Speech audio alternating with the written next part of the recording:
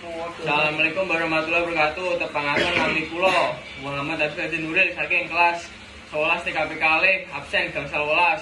Assalamualaikum warahmatullahi wabarakatuh. Sugeng enjing para rawuh sedaya, kula menika pranata ing upacara adat menika aturaken panuwun sanget amargi panjenengan sami sampun kersa rawuh ing upacara manten kucing ing desa kita.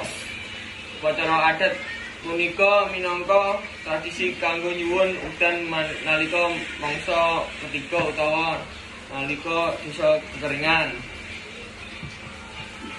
Menurut adat ing desa kita, upacara manten kucing punika diawiti kanthi nyekel loro kucing jantan lan betina. Kucing kasebut banjur diadus ing kali utawa sumber banyu minangka pralambang penyucian teng ngarep-ngarep supaya udan tumurun.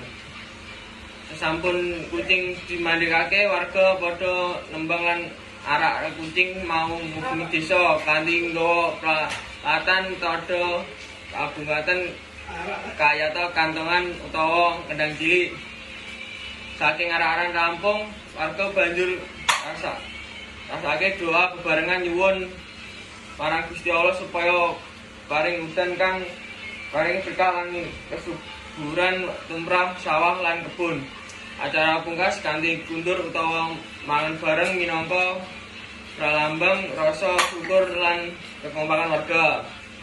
Mekanten jalane upacara adat manten kucing ing desa kita, mugi tradisi punika saged tetep lestari lan dadi pengeling-eling tumrap generasi terus supaya tansah sajeni alam lan uri-uri budaya leluhur. Matur suwun sanget dumateng para rawuh sedaya. Wassalamualaikum warahmatullahi wabarakatuh.